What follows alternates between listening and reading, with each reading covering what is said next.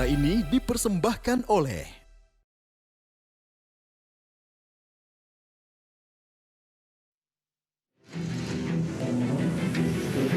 demikian sidang perkara pra-peradilan nomor 5 kita tunda pada hari Rabu tanggal 5 Januari 2025 dengan agenda memanggil kembali termohon. Demikian sidang ditutup.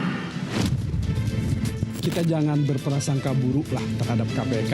Mari kita hormati, mungkin mereka terlalu sibuk sehingga belum sempat hadir. Ya, pra-peradilan dikatakan oleh para penasihat hukum kami merupakan hak yang dimiliki oleh seseorang yang menyandang tersangka. Sehingga hak itu digunakan dengan sebaik-baiknya. Dan kami akan sampaikan argumentasi hukum berdasarkan bukti dan model baik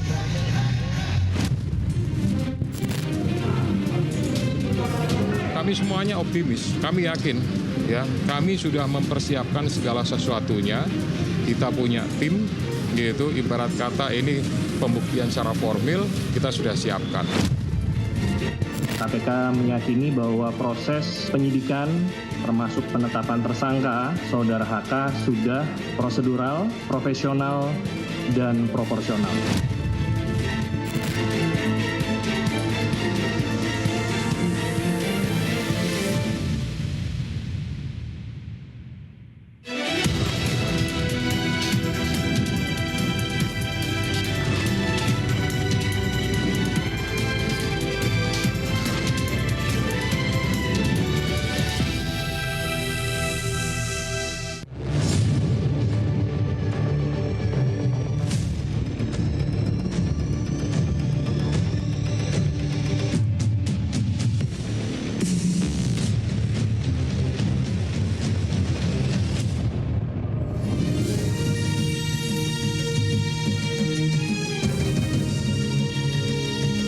Disiarkan langsung dari studio MNC Conference Hall iNews Tower Jakarta. Inilah Rakyat Bersuara.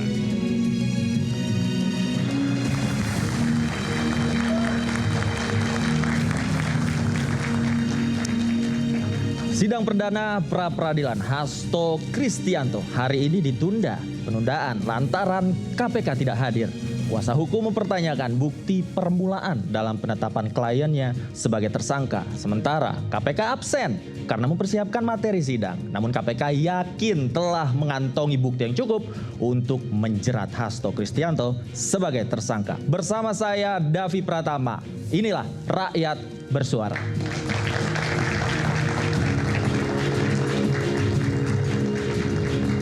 Seperti biasa, pemirsa, saya langsung undang ke panggung Rakyat Bersuara. Yang pertama ada Mas Guntur Romli, politisi PDI Perjuangan.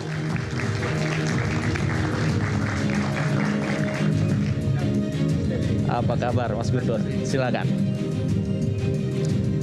Berikutnya hadir pula di panggung Rakyat Bersuara ada Inang Irma Huta Barat, politisi.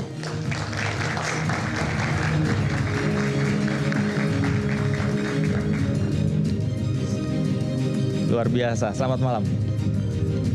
Kabar Mas Davi, duduk di mana saya? Baik, silakan. Terima kasih. Ya, selanjutnya pemirsa, hadir pula pengamat politik Bang Emrus Hyombing. Selamat malam, Bang Emrus.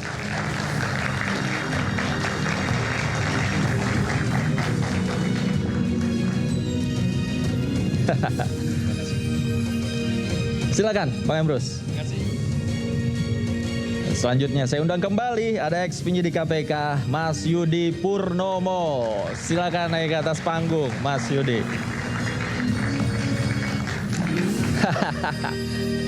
Salaman dulu. Ini Mas Yudi, mikrofonnya, senjatanya, jangan lupa. Silakan duduk. Dan berikutnya juga sudah hadir di tengah-tengah mahasiswa di floor ada Bang Martin Simanjutak. Namun sebelum itu saya panggil ke atas panggung Bang Patra Mzen, silakan. Selamat malam Bang Patra. Hampir lupa saya. Selamat malam Bang Patra. Luar biasa, sehat-sehat. Silakan duduk Bang Patra. Nanti juga akan bergabung bersama kita pemirsa Bang Martin di situ, tapi nanti kita juga akan mengundang Bang Boyamin Saiman dari Masyarakat Anti Korupsi Indonesia yang sedang dalam perjalanan. Oke. Saya ingin pertama saya ingin mengetahui apa yang terjadi dalam persidangan hari ini yang tadi ditunda. Bang Patra, saya berikan kesempatan kepada Anda untuk menceritakan tadi seperti apa. Terima kasih Bang Davi atas kesempatannya. Jadi sesuai dengan relas panggilan sidang untuk sidang perdana permohonan pra peradilan itu semestinya hari ini. Kami hadir pagi, lalu tepat pukul 10 waktu Indonesia bagian Barat, sidang dibuka dan tentu saja hakim meminta legal standing, lalu kami sampaikan surat kuasa dan juga dokumen untuk untuk permohonannya. Nah pada hari itu, pada tadi pagi, ya, Pak Hakim juga menyampaikan ada surat permohonan dari pihak KPK yang memohon penundaan selama 3 minggu. Kebetulan saya yang ke depan membaca surat permohonannya. Nah permohonannya ini 3 minggu tetapi Pak Hakim menunda sampai tanggal 5 Februari itu. Anda kecewa? Gimana tanggapan Anda tentang alasan yang diberikan oleh KPK? Ya kalau nggak datang aja, nggak usah pakai alasan kan gitu. Alasannya mempersiapkan berkas katanya, masih ada yang belum siap. Ya nanti kan tanggal 5 dipanggil kan, di sidang diminta hadir lagi kan. Oke. Saya ke Mas Yudi. Mas Yudi, penundaan dengan alasan mempersiapkan berkas, kemudian mempersiapkan administrasi dan lain sebagainya. Tanggapan Anda? Ya saya pikir ini kan bagi saya di KPK yang berpengalaman ya, ketika ada tersangka yang melakukan pra peradilan memang lebih ke masalah teknis ya.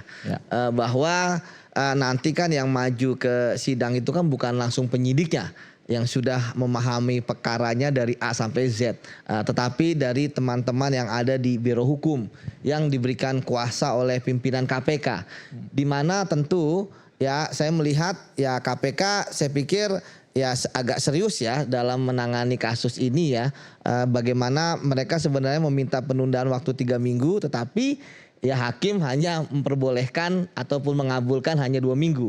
Artinya di 5 Februari.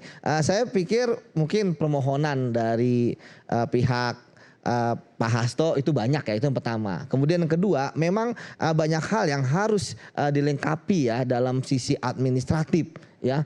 Yang pertama itu kan terkait dengan alat-alat bukti ya, kemudian barang bukti yang nanti akan dilegalisir ya, termasuk BAP yang digunakan oleh KPK ketika menetapkan Pak Hasto sebagai tersangka, sebagai keterangan saksi gitu kan. Tapi gini Mas, kemudian juga tentu penyidik akan menjelaskan kepada teman-teman di Biro Hukum terkait dengan perkara ini. Jadi saya pikir ketika hakim pun ya mengabulkan ya sama seperti Bang Patra ya kita tunggu saja di tanggal 5 Februari seperti apa jawaban dari pemohon, karena saat termohon ya, karena saat ini ya kita pun juga belum bisa membahas terlalu dalam ya, karena dari pemohon pun belum membacakan permohonannya. Kalau sudah membacakan kita bisa melihat nih celah-celah apa yang akan digunakan atau yang bisa dilakukan oleh KPK untuk memperkuat keyakinan supaya permohonan dari Pak Hasto itu ditolak dan KPK bisa menang. Seperti itu.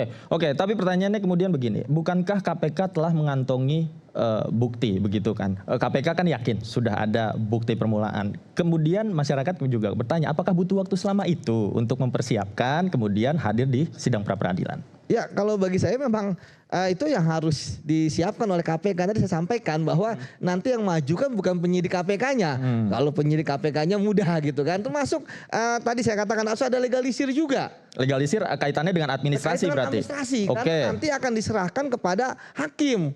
Ya, kan biasanya permohonan pra peradilan itu kan supaya penetapan tersangka itu kan gugur terkait dengan apakah KPK mempunyai 2 alat bukti yang cukup. Ya. Nah, nanti KPK akan membawa semua alat bukti yang mereka miliki.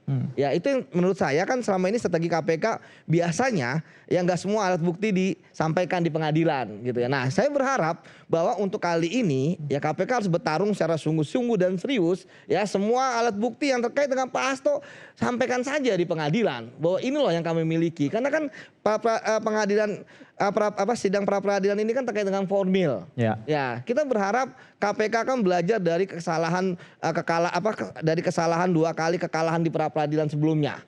Ya, bagaimana itu menurut saya menjadi cambukan bagi KPK. Karena pernah kalah, jadi harus lebih berhati-hati, begitu. Berhati-hati dan serius. Dan serius. Itu.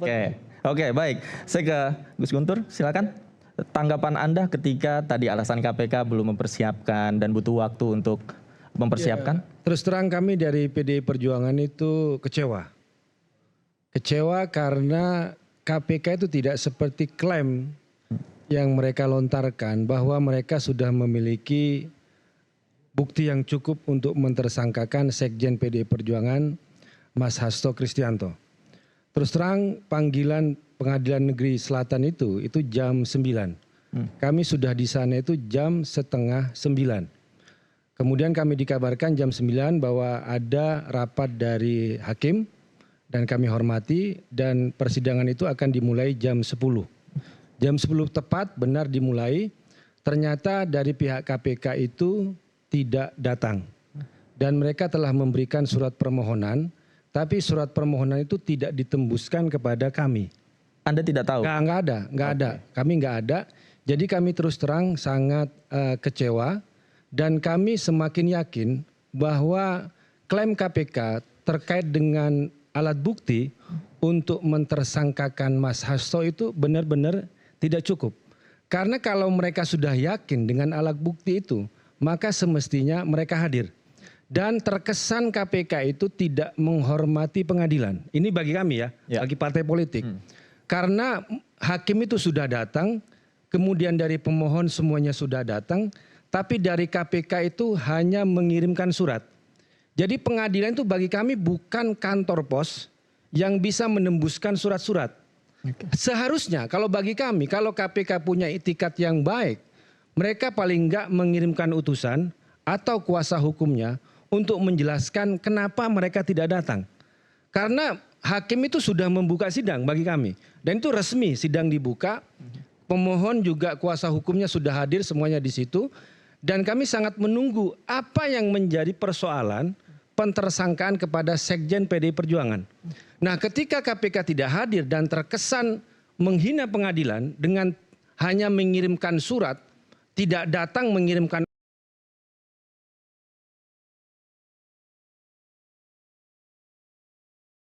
sidang waktu itu, jadi terkesan kami melihat KPK bermain-main dengan proses persidangan ini, maka kami semakin tidak yakin bahwa KPK itu punya bukti. Kalau benar KPK punya bukti untuk mentersangkakan Sekjen PDI Perjuangan Mas Hasto Kristianto, paling enggak mereka datang. Atau memberikan alasan kenapa mereka tidak datang. Karena kami melihat jangan-jangan KPK memang tidak punya bukti. Jadi Mas Hasto itu ditersangkakan dulu, kemudian baru saksi-saksi dipanggil untuk mencari-cari yang disebut dengan bukti. Sampai saksi yang meninggal pun, ya mohon maaf, ya Komisioner KPU almarhum Firian pun juga dipanggil untuk kasus ini. Padahal sudah meninggal. Masalahnya kata teman-teman, ini KPK mau melakukan serius dengan kasus ini atau mau main jelangkung gitu loh. Karena orang sudah meninggal. Gimana kalau nanti dipanggil 2 kali? Apakah mau dipaksa, mau datang ke makamnya, itu kan? Dengan saksi yang sudah meninggal. Dan ternyata tidak hanya 1 kali. Kami baca tahun 2016 KPK juga melakukan hal yang sama. Memanggil saksi yang sudah meninggal. Tahun 2023 pun juga memanggil saksi yang sudah meninggal. Jadi kami lihat kayaknya KPK memang mengada-ngada mentersangkakan Mas Hasto Sekjen PDI Perjuangan. Kemudian melakukan, setelah tersangka baru melakukan penggeledahan. Mendramatisir, menggeledah rumahnya Mas Hasto. Ternyata yang didapat hanya flash disk kecil sama buku catatan kecil yang kemudian mereka masukkan ke dalam sebuah koper besar. Seakan-akan mereka mengambil hal yang banyak dari rumahnya, Mas Hasto Kristianto. Ya. Jadi kami melihat bahwa di situ KPK tidak memiliki etikat yang baik untuk menghormati proses pra-peradilan. Karena ketika kami sebelum ini dikatakan, ayo dong ajukan prapit, ayo dong pra-peradilan. Ternyata setelah pra-peradilan kami mohonkan, KPK responnya seperti itu. Jadi seakan-akan kami melihat mereka tidak menghormati proses pengadilan, hanya mengirimkan surat dan suratnya tidak ditembuskan kepada kami. Dan Anda semakin ragu ya KPK punya bukti ya? Semakin ragu dan melihat KPK itu melihat pengadilan kok kayak kantor pos gitu, menembuskan surat. Itu kalau bagi kami. Itu aja. Terima kasih. Mas Yudi, silakan. Kayak kantor pos katanya ini. Mengapa tidak mengirimkan utusan yang hadir minimal di dalam persidangan, kemudian menyampaikan alasan-alasan ketika KPK tidak bisa hadir dan mengikuti pra-peradilan?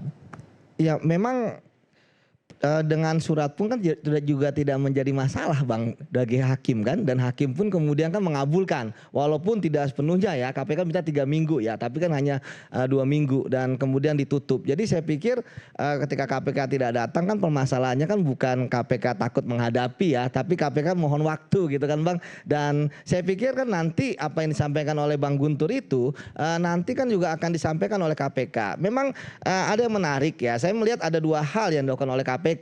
Pertama, ya sebelum menetapkan tersangkanya Pak Hasto, tentu ada 2 alat bukti yang cukup. Kemudian pasca itu, nah sekarang apakah nanti penasihat hukum akan bermain di masalah sebelum ditetapkan sebagai tersangka, barang buktinya apa, alat buktinya apa, atau kemudian komprehensif apa saja yang dimiliki oleh KPK? Karena tidak jadi masalah Bang ketika pasca penetapan tersangka penyidik melakukan penggeledahan, pemeriksaan saksi dan sebagainya. Kemudian ya terkait dengan ya adanya saksi yang dipanggil ternyata sudah meninggal, ya bentuk itu kan sebuah konfirmasi yang sangat bagus gitu ya, bahwa ketika penyidik itu kan mereka melakukan pemanggilan terhadap saksi-saksi yang sebelumnya. Kemudian ketika dipanggil sudah meninggal, maka ya saya pikir itu akan menjadi suatu masukan ya bagi penyidik ya, seperti itu kan.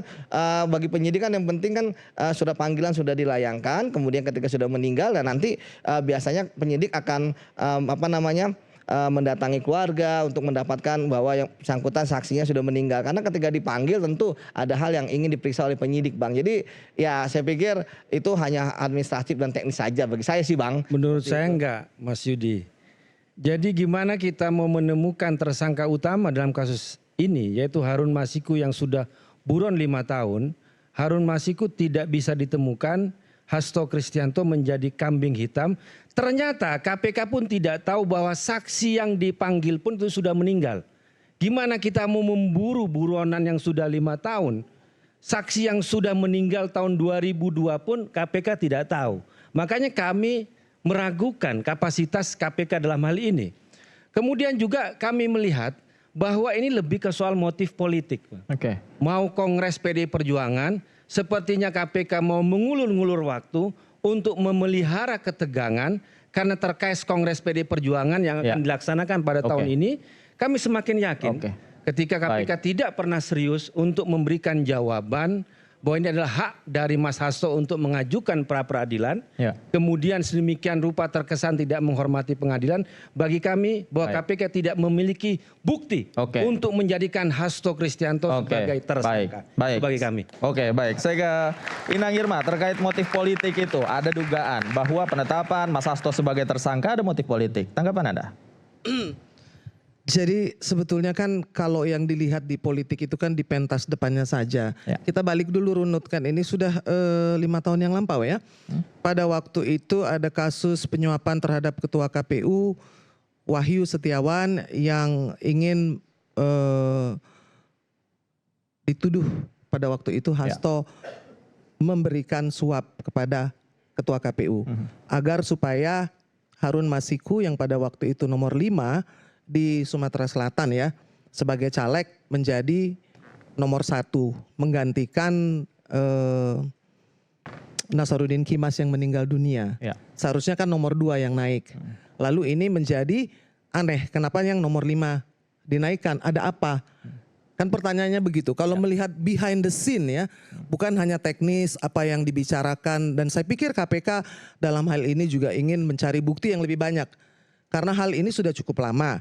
Lalu juga pada waktu itu KPK tahun 2020 kan masih di bawah pemerintahan yang lama. Pada waktu itu partai beliau inilah yang berkuasa saat itu. Ya. Kalau bicara soal politik ya.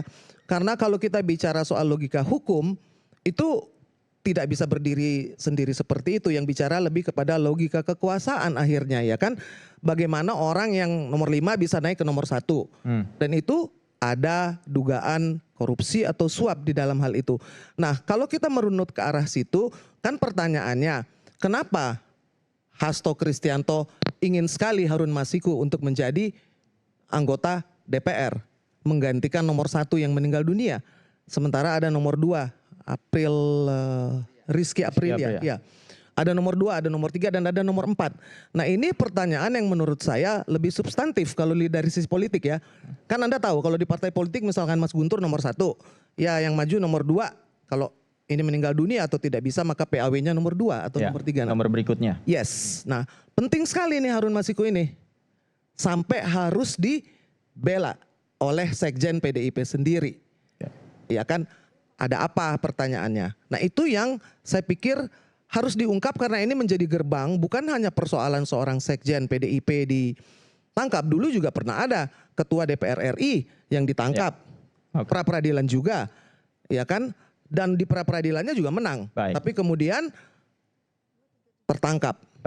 Ya, jadi dalam hal politik ini ya memang ada tarik ulur kekuasaan juga, tetapi KPK dalam hal ini saya pikir ya sudah harus menggali lagi file-file yang lama dan juga ditangkapnya tahun 2025. Peristiwanya kan 5 tahun yang lampau. Dan ini terlalu lama untuk sebuah proses hukum yang sebetulnya sederhana. Jadi kan pertanyaannya kenapa sih Harun Masiku ini bisa menghilang di Republik ini katanya keluar negeri lalu pulang lagi. Dan selalu di situ disebut bahwa memang Sekjen PDIP adalah orang yang mati-matian ingin mendukung dan membela. Kan pertanyaannya why? Baik. Ada apa di belakang itu? Kalau itu soal politik gitu loh. Baik. Nanti kita lanjutkan. Berhenti sampai di why. Mengapa? Nanti kita berikan kesempatan Guntur untuk menjawab. Pemirsa, isu hangat kadang bikin penat. Apalagi kalau kita tidak bisa mencerna dengan cermat. Jangan lupa secangkir kopi hangat yang nikmat untuk menemani kebersamaan dalam program Rakyat Bersuara bersama saya, Davi Pratama. Kita kembali usai jeda.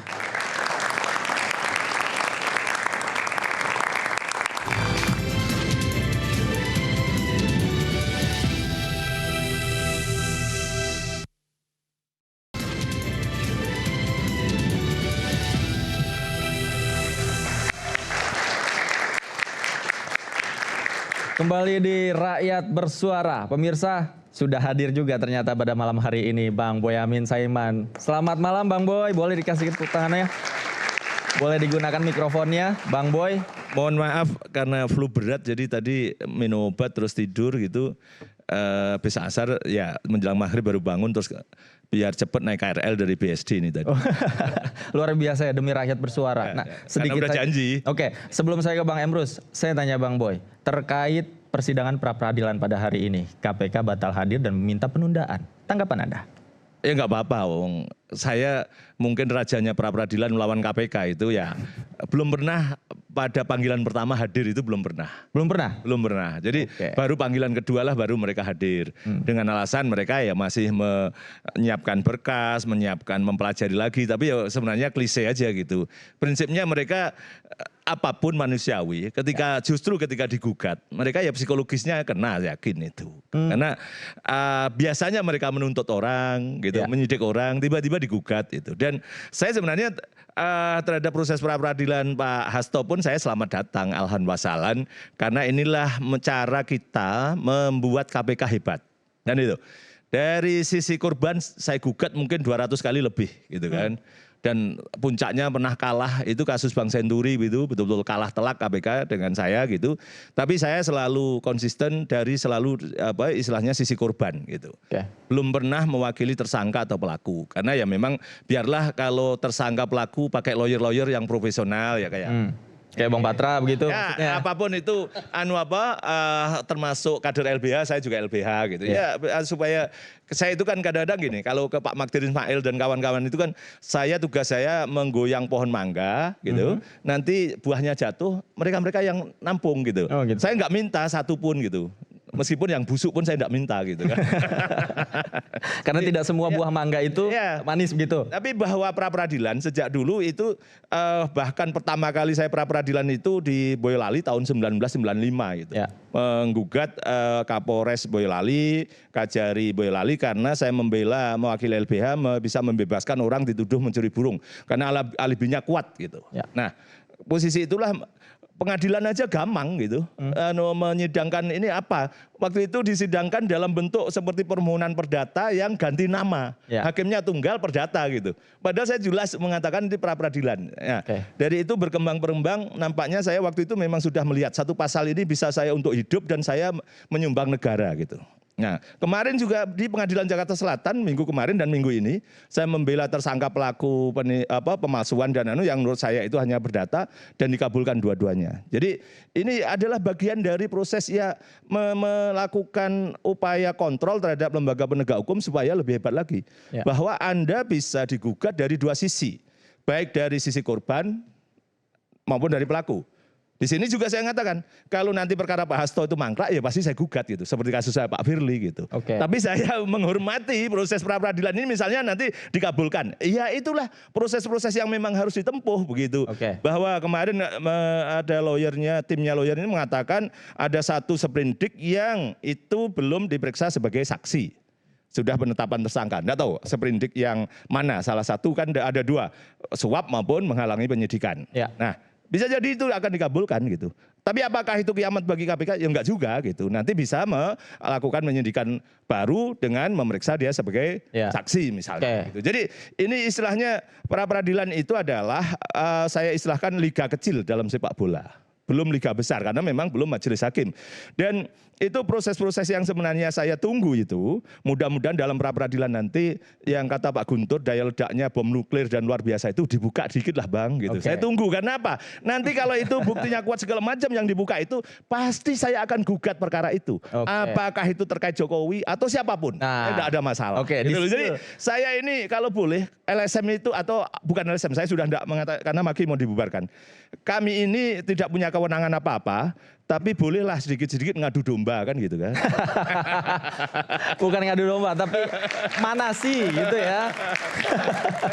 Ketika ada bahan, itulah saya tunggu gitu loh. Ayo buka-bukaan dan saya sudah mulai melacak-lacak gitu. Gitu. Apa kira-kira yang bisa saya pakai gitu. Jadi dari perkara mungkin Pak Hasto ini sebagai martir sesuatu yang bisa jadi memang di proses persidangan dan Pak Hasto juga ikhlas untuk itu nanti akan membuka yang lebih besar. Dan itulah yang nanti bahkan bisa jadi justice kolaborator. Jadi saya ahlan wasalan aja. Ahlan wasalan ya. Pintu masuknya bisa lewat pra-peradilan ini ya. Saya ke Bang Emrus terlebih dahulu deh. Bang Emrus, Anda melihat ini syarat muatan politis yang tadi dikatakan oleh Mas Guntur. Kalau dari perspektif politik seperti apa? Baik, saya pikir sebelum apakah muatan politik atau tidak, saya coba tanggapin dulu. Ya boleh. Berarti bahwa tidak siapnya KPK dan tidak hanya sekali ini, bukti buruknya manajemen KPK. Kalau sekali masih bisa lah silap, lupa. Ini berkali-kali katanya. Gitu loh, malu loh. Saya terus terang. Saya termasuk yang beruntung, saya pernah panitia pansel untuk jabatan eselon di situ. Malu saya. Gitu loh. Masa orang tidak siap? Artinya bahwa dia kan lembaga negara. Dia kan pakai APBN. Dia punya staf. Masa persoalan pra-peradilan tidak disiapkan? Hanya persoalan teknis tidak boleh begitu. Administrasi tadi kata. Iya, tidak bisa. Justru kalau memang persoalan administrasi tidak disiapkan, bukti hal kecil pun tidak mampu. Bagaimana hal yang besar? Ya Bang, harap. Jadi artinya ini persoalan teknis, ini persoalan administrasi. Hal kecil tidak bisa diselesaikan. Bagaimana persoalan perkara-perkara besar? Kan gitu konteks berpikirnya. Maka selesaikanlah perkara-perkara kecil baru masuk ke perkara-perkara besar. Artinya dalam menyelesaikan persoalan. Nah ini terus terang ketika dikatakan beliau tidak hanya sekali. Mohon maaf saya harus katakan betapa buruknya saudara-saudara yang ada di KPK itu. Manajemennya. Gak bisa begitu. Nah kemudian tadi dikatakan bahwa yang meninggal dipanggil. Kan dikatakan tadi oleh juru bicara KPK bahwa kami lakukan secara profesional. Profesional apaan? Dipanggil orang meninggal. Saya terus terang, juru bicara KPK sekarang itu jauh lebih baik yang kemarin. Siapa itu namanya sebelum dia? Bagus sekali yang kemarin. Kalau ini kan, ini adalah dikatakan bahwa profesional. Ada yang dipanggil yang udah meninggal. Coba bayangkan, apa dari kubur dipanggil orang seperti itu. Maka diperlukan ketelitian. Karena ini persoalan penegakan hukum. Tidak boleh sembarangan dilakukan. Teman-teman di KPK, kalau misalnya yang mengatakan katakanlah tidak hadir di pra persidangan misalnya, tersangka masih bisa kita terimalah. Karena dia tidak sekuat tim yang ada di KPK. Apa pekerjaan yang ada di KPK itu? Eselon 1 deputi ada di situ. Eselon 2 ada di situ. Kepala Biro Hukum. Begitu. Bahkan saya pernah kritisasi.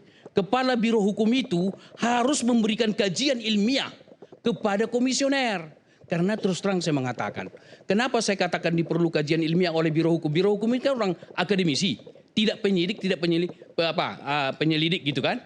Mereka kaji secara independen keilmuan tersebut, sebab akibat, sehingga ketika sebelum ditersangkakan tanya dong Biro Hukum secara akademik supaya terlihat, sehingga kesan politik itu tidak muncul. Terus terang saya mengatakan, saya mau bongkar secara akademik. Apakah ada muatan politik? Sederhana, teman-teman mahasiswa.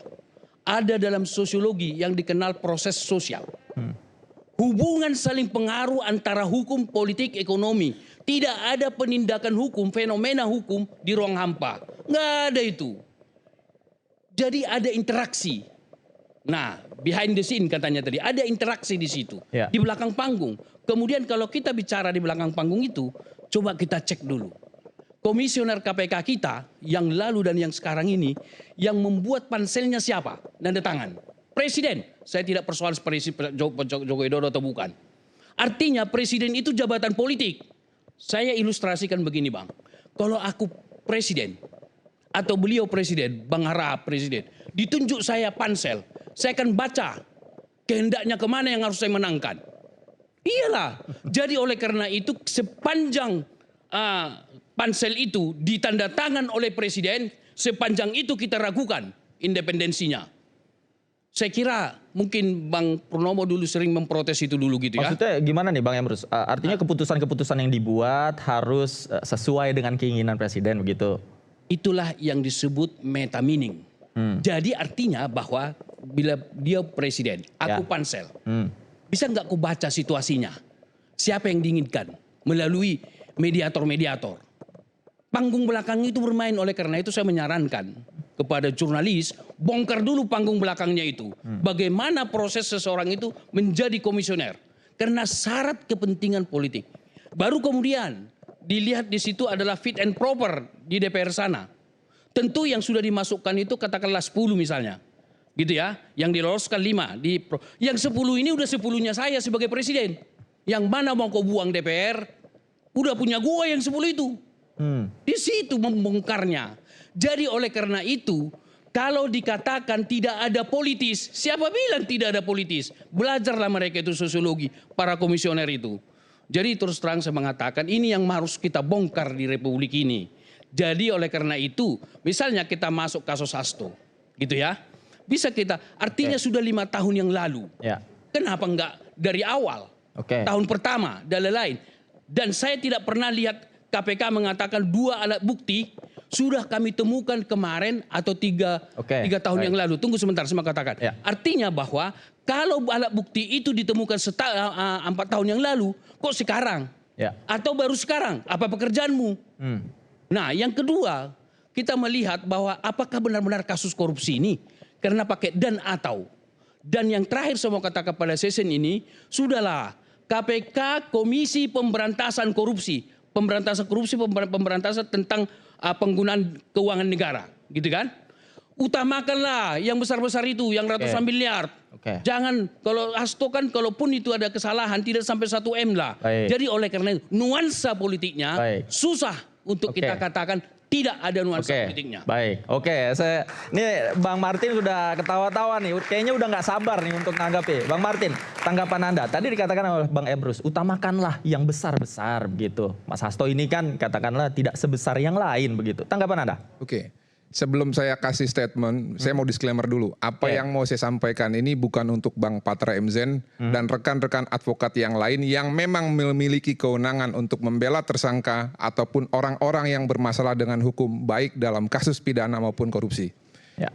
Kita ini di Indonesia seringkali, baik masyarakat maupun politisi maupun pejabat, ketika ada satu perkara korupsi yang besar, kita selalu bilang bahwa korupsi itu harus diberantas, siapapun pelakunya. Tapi ketika terjadi di antara kita, sahabat kita, kelompok kita atau golongan kita, pasti kita akan cari itu caranya. Bagaimana supaya orang yang dekat kita ini benar. Ironis tidak? Kalau kita punya visi yang sama terhadap bangsa ini, bahwa korupsi itu adalah kejahatan yang harus diberantas, kalau kita bukan advokat, lebih baik kita diamlah. Gak usah kita giring-giring ini politik, segala macam. Karena begini, seandaikan pun ini politik ya, seandaikan pun ini politik. Karena dalam kacamata hukum terkait penegakan hukum, kita tidak bisa gabungkan itu. Seandaikan pun ini politik.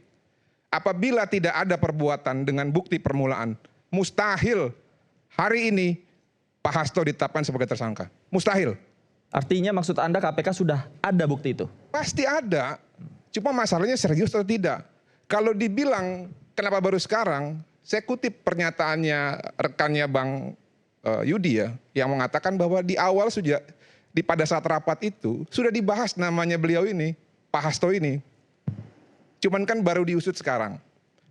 Ini berarti asumsinya, jangan-jangan buktinya udah ada saat itu, tapi tidak diungkap. Atau enggak asumsi kedua, buktinya baru ditemukan sekarang. Simpel aja. Nah makanya kalau kita memang punya komitmen untuk pemberantasan korupsi, ya sudah, kita serahkan saja kepada KPK. Kalaupun nanti dia tidak bisa mempertanggungjawabkan statementnya yang kemarin itu di rilis ya, yang mengatakan bahwa ada cukup bukti untuk keterlibatan Pak Hasto dalam ya perkara suap terhadap Wahyu Setiawan bersama-sama oleh Harun Masiku. Nah ini yang harus kita pertanggungjawabkan nih. Kita minta pertanggungjawabannya kepada Pak Hasto. Jadi jangan kita bahas hal-hal remeh-temeh seperti orang meninggal dipanggil sebagai saksi. Pak, sorry ya Pak, kita tidak bisa menerapkan apa yang biasa kita lakukan di budaya kita dengan penegakan hukum. Bukti seseorang meninggal itu adalah surat kematian. Jadi sehingga kalau saksi dipanggil 2 kali tidak hadir, pasti ahli warisnya akan memberikan surat kematian kepada KPK. Sehingga sahlah bahwa saksi tersebut memang nyata meninggal. Jadi jangan dipersoalkan hal yang administrasi seperti itu bukan soal. Lebih baik kita fokus bermasalahkan, contohnya tadi ya seperti dibilang Bang Guntur Romli ya, kenapa kok KPK nggak hadir? Bang Guntur, kalau KPK itu hadir, maka dimulailah persidangan itu. Berlakulah 7 hari dan KPK wajib menjawab besoknya. Gugatan dari teman-temannya Bang Patra. Itu alasannya kenapa KPK nggak hadir. Dan ini yang harus kita kritik. Kenapa kok KPK seperti yang disampaikan Pak Boyamin tadi, setiap persidangan panggilan pertama tidak pernah hadir. Kok beda sama kejaksaan? Ya saya sih juga sering prapit, tapi rekornya nggak seperti Bang Boyamin Saiman ya. Dan memang saya lihat nggak KPK, nggak polisi, ini budayanya sama. Yang patuh itu kejaksaan. Jujur aja saya apresiasi. Panggilan pertama mereka pasti hadir. Oke. Boleh saya tanggapi. Lebih baik kita tuh fokus kritisi terhadap hal-hal yang kelihatan di depan mata daripada yang awang-awang gitu loh. Oke. Baik, sedikit. Boleh ditambahkan tapi usai jeda berikut. Ada banyak yang ngantri. Oke, pemirsa jangan kemana-mana, Rakyat Bersuara segera kembali. Tetaplah bersama kami.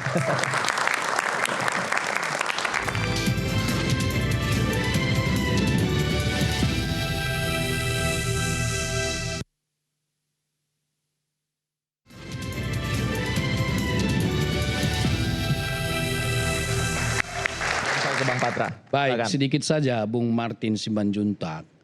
Melihat penegakan hukum tidak boleh kita pakai kacamata kuda. Kacamata positivistik yang tertulis. Tetapi harus kita lihat sosiologi hukumnya. Begitu. Maka sebagai lembaga negara KPK gitu ya, dia bisa nggak mencari data itu sudah meninggal atau tidak meninggal. Kan mereka punya pengetahuan tentang investigasi, penyidikan. Masa masalah mati saja tidak tahu? Jadi jawabannya kalau sudah dikirim, lalu dijawab, berarti sudah meninggal, sudah 3 kali, tidak boleh. Oleh karena itu penegakan hukum harus dilakukan kombinasi antara yang tertulis, ya, yang tersirat atau kuantitatif, baru juga melakukan suatu pendalaman. Karena ini nasib orang. Tidak boleh KPK mengatakan, oh ini normatif, ini undang-undangnya. Kalau tidak datang nanti baru kita buat surat sakit. Gak bisa begitu. Mereka bisa enggak, seseorang itu kan ada berita, ada bagian humasnya, gitu ya. Ada bagian humas di sana untuk mendalami tentang berita-berita di media.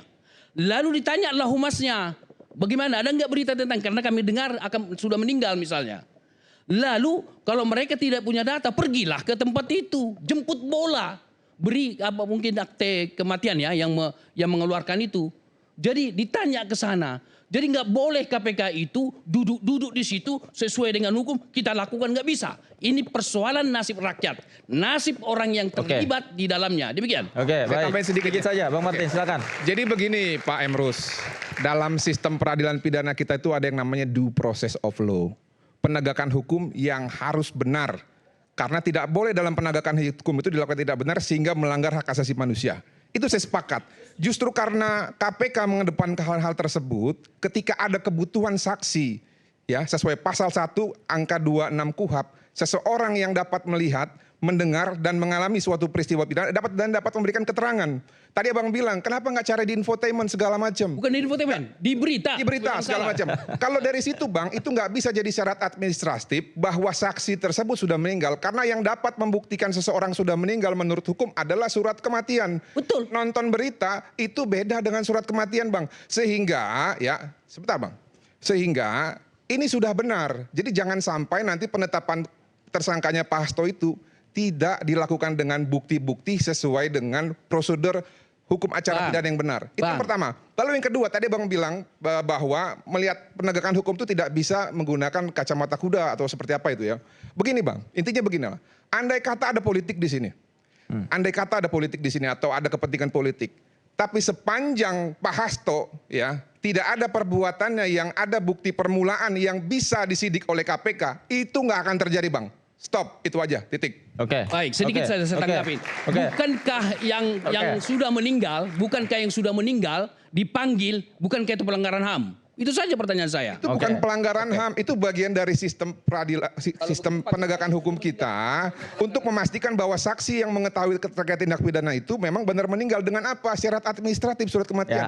Abang kalau misalkan contoh nih ya, punya teman meninggal mau cairin asuransi, apa dokumennya Bang? Surat kematian, sama itulah dokumen otentik dalam rangka hukum. Terima kasih. Itulah yang harusnya dicari oleh KPK. Oke, Bang Emrus. Oke, Bang Emrus, Bang Martin. Nanti saya kasih kesempatan lagi. Saya mau ke Bang Patra terlebih dahulu. Bang Patra, melihat kasus ini tidak bisa memakai kacamata kuda tadi kata Bang Emrus. Saya mau sampaikan begini Pak Davi ya. Kalau ada yang dibilang bahwa kalau penetapan tersangka itu sudah ada, sudah pasti, ya ada alat buktinya, itu kurang baca yang ngomong begitu tuh. Ya. Habeas corpus ya itu saya mau cerita dulu, ini kayak ngajar jadinya. Ya. Habeas corpus ad subsistendum. Ya. Apa maksudnya? Tubuhmu adalah milikmu sendiri. Ya. Ajaran itu muncul di negara-negara common law yang mengajarkan tidak boleh penguasa, dalam hal ini otoritas aparat penegak hukum, untuk memenjarakan orang dengan sewenang-wenang. Itu dulu kita bicara. Maka di dalam ajaran habeas corpus itu harus ada prosedur dan mekanisme kalau warga negara itu diperlakukan sewenang-wenang oleh aparat penegak hukum. Doktrin hukum inilah yang nantinya berkembang, bukan saja penangkapan dan pemenjaraan orang. Tetapi ya upaya-upaya paksa yang dilakukan oleh aparat penegak hukum juga menjadi objek yang bisa dimohonkan keberatan. Oke. Saya selalu ingatkan kepada teman-teman, ibu bapak, mahasiswa, masyarakat. Jangan sampai kita ngomong karena melihat orangnya. Bukan peristiwa dan perbuatannya. Ibu bapak belum pernah diperlakukan tidak adil. Ibu bapak mungkin belum pernah jadi korban kesewenang-wenangan. Kalau ini melibatkan orang tua kita atau ponaan kita atau saudara, mungkin ibu bapak ngomongnya juga beda tuh. Makanya posisi saya sebagai advokat, yang akar katanya advokatus, membela, memberikan nasihat, membantu klien. Tapi saya tidak pernah melihat orang, maka saya tegakkan hukumnya di sini. Saya kasih contoh tadi, statement bahwa penetapan Pak Hasto sebagai tersangka sudah pasti ada bukti permulaan yang cukup. Gimana caranya ngomong begitu? Pra-peradilan hari ini aja belum kita uji kok. Ya. Kalau dibilang apakah ada bukti yang cukup menetapkan Pak Hasto? Sepanjang kita belum lihat di muka persidangan, ada yang berani bilang bahwa itu sudah ada. Jangan lupa, tadi koreksi saya. Pra-peradilan yang mengalahkan KPK itu bukan 2, Pak. Sudah 9. Gak usah saya sebut satu-satu. Apa maksudnya? Yang namanya hukum pidana itu strafrecht is en slechtrecht. Ya. Teman-teman mahasiswa pasti tahu tuh. Hukum pidana itu adalah hukum yang jahat, yang bengis. Makanya di banyak negara itu selalu hukum pidana menjadi pilihan yang paling akhir. Itulah muncul istilah ultimum remedium. Sekarang kita bayangkan hukum yang jelek itu dipegang oleh misalnya orang-orang yang main politik.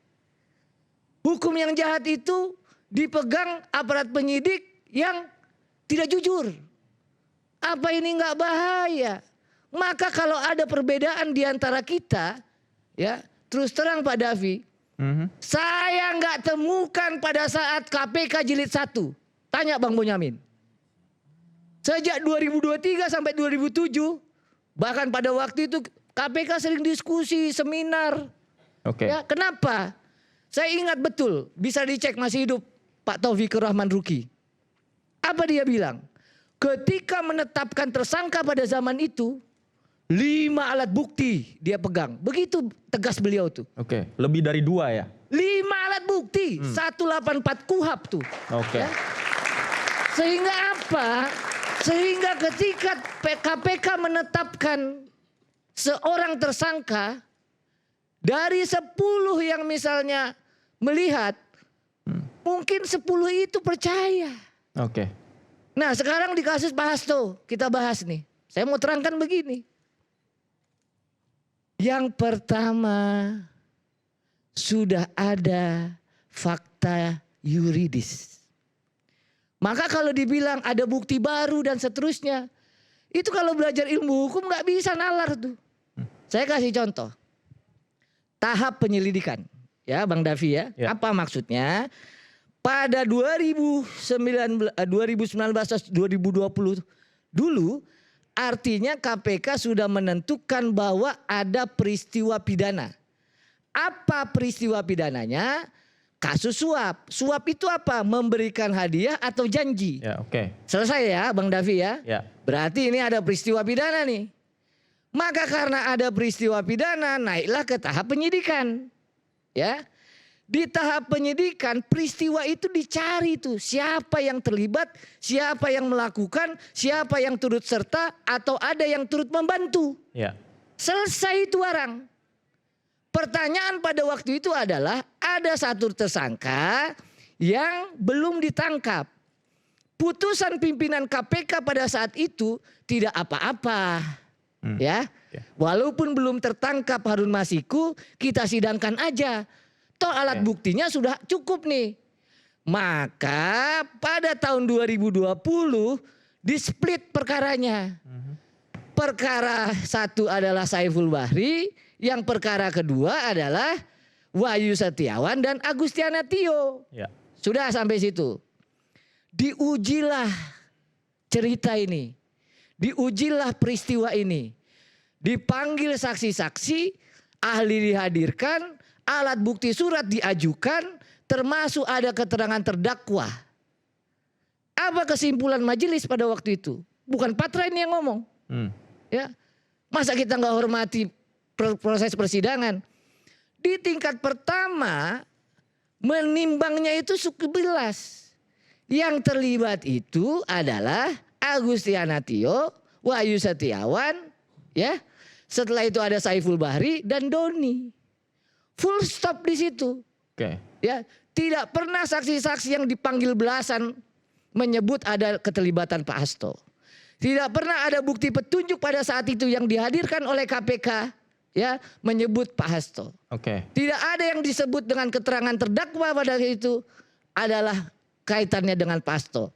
Pertanyaan, kalau begitu setelah persidangan ini muncul bukti baru katanya. Ya. Pak, saya diajari nih di Fakultas Hukum yang namanya pengembangan perkara ya itu kalau ada keterangan yang namanya tersangka atau pelaku yang lain. Oke. Disebut di persidangan. Misalnya contoh, ada satu perkara. Ketika penyidikan tidak tersebut namanya ya sebagai pelaku. Ya, ya. Lalu dia ada saksi-saksi bilang dan dibuktikan bahwa oh, ada lagi nih ya perkara yang lain. Misalnya di blok A, ini perkara lagi disidangkan. Ternyata keterangan-keterangan di persidangan bukan blok A aja nih, ada di blok M. Oke. Itu namanya pengembangan perkara. Apa bahayanya Pak Davi? Ini bahayanya yang tadi itu. Hukum pidana adalah hukum yang jelek. Nanti ketika dia sudah putus, diuji di pengadilan negeri, ya. diuji di pengadilan tinggi, oleh Mahkamah Agung pun dibilang sudah selesai, ya. Maka dibuka peluang dalam satu peristiwa dicari-cari lagi itu. Oke. Ya, pelakunya atau tersangkanya lagi. Oke, Itu baik. yang saya bilang bahaya Pak Davi. Oke. Apa bahayanya? Kita ngomong itu kadang bukan kena ke kita. Ya. Ya. Kalau kita sudah jadi korban, kalau kita keluarga kita jadi korban, baru dibilang tuh nanti Oke. berbeda. Nah, supaya lebih jelas. Baik. Pertanyaan salah satunya di dalam peradilan ini kan adalah 2 alat bukti. Ya. Ya. Pertanyaan yang paling gampang adalah ya. Apa status saksi-saksi yang dibawa sumpah pada tahun 2020 tadi? Yang tadi saya bilang. Ya. Ya. Itu kan dibawa sumpah. Saksi-saksi sudah terangkan. Tidak ada keterlibatan Pak Hasto, ya. Tidak ada keterlibatan dari Sekjen PDI Perjuangan. Baik. Apakah keterangan saksi-saksi ini akan berubah? Baik. Ya, itu satu. Baik. Yang kedua, kalau memang benar-benar katanya ini sebenarnya sudah tahun 2020. Ya. Kalau memang ada bukti keterlibatannya Pak Hasto pada saat itu, Pak Davi, Ya. Ya. KPK diberi keleluasaan untuk menghadirkan apa? Alat bukti. Ya. Sampai hari ini kita nggak tahu. Oke. Oke. Nah, maka sebenarnya yang saya mau bilang ya, Oke, baik. cuman 2 sekarang. Kenapa ini terbelah? Pertama, perkara Pak Hasto ini tidak logis. 2, tidak benar dan sehingga kita jadi tidak populer ini. Oke. Yang kedua, soal yang namanya pra-peradilan ya itu betul adalah koreksi mekanisme pengawasan, mekanisme koreksi dan perlindungan hak asasi manusia tuh. Ya. Ya. Ya. Jangan sampai ya kalau kita bilang bahwa apa yang dilakukan oleh KPK itu harus selalu benar, jangan. Baik. Atau KPK itu sudah benar, jangan. Atau KPK itu mantap, enggak. Ya. Oke. Justru kita di sini sama-sama ya melihat ini, awas lo, hati-hati. Oke. Ini hukum pidana adalah hukum yang jelek, hukum yang bengis. Baik. Ya, jangan sampai justru dipegang oleh orang-orang yang Oke.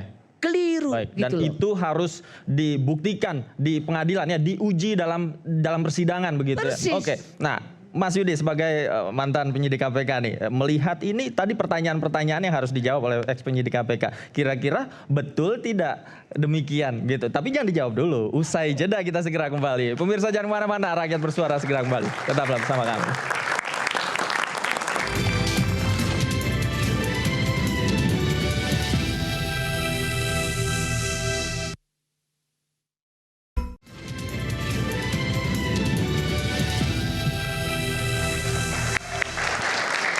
Yang dikatakan oleh Bang Patra, silakan dijawab. Ya, bagi saya sih apa yang disampaikan dan argumentasi hukum dari Bang Patra ya sah-sah saja kan dalam kapasitas beliau memang sebagai penasehat hukum.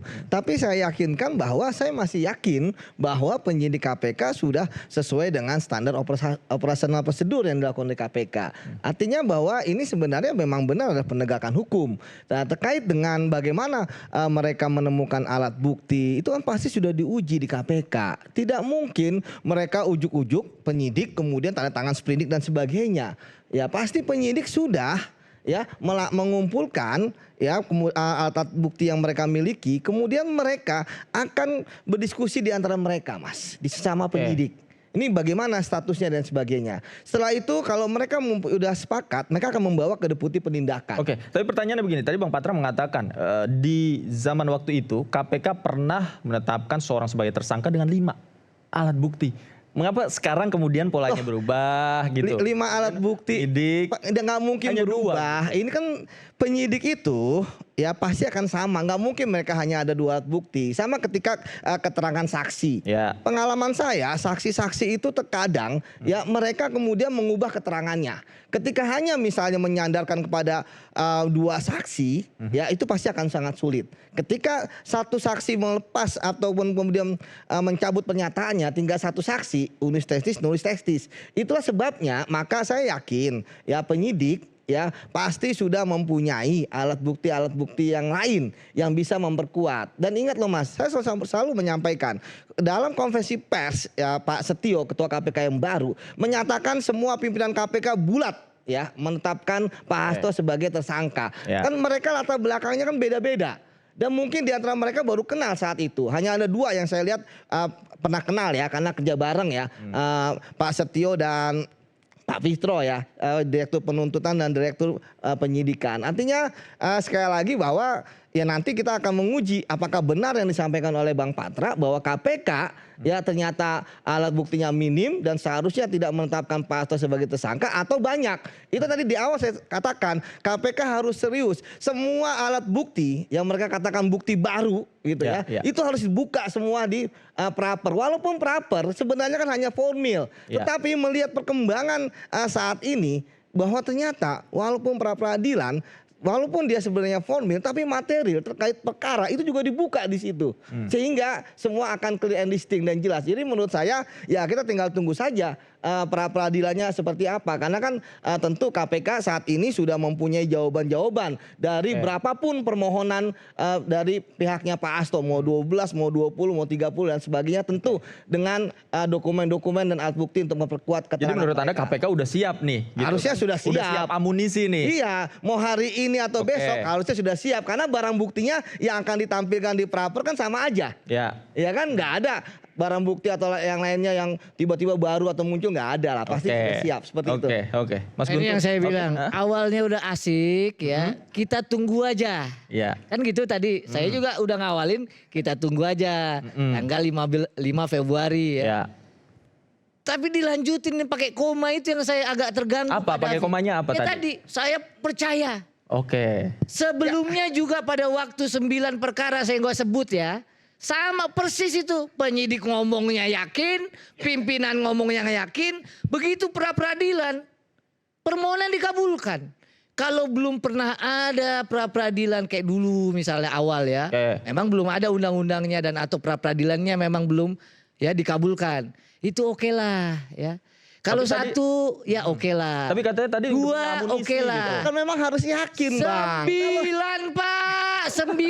Ya 9 dari berapa ribu kasus di KPK 9, Bang. Pak, makanya Kan, saya bilang. makanya saya katakan kan hakim yang menentukan ya kan. Bapak udah Kalau memang enak tuh kemudian ngomongnya. Loh, Kita tunggu. Nah, memang seperti itu Bang. Kita tunggu di pra-peradilan. Lah, ini Bang Boyamin saksi fakta gitu kan. Bagaimana Beliau kita tunggu, memproper tapi gitu kan. kita sendiri bilang yakin. Saya aja Pak, saya nggak pernah bilang Kan saya ini yakin permasalahannya bukan di 100%. material kalau pra-peradilan Bang.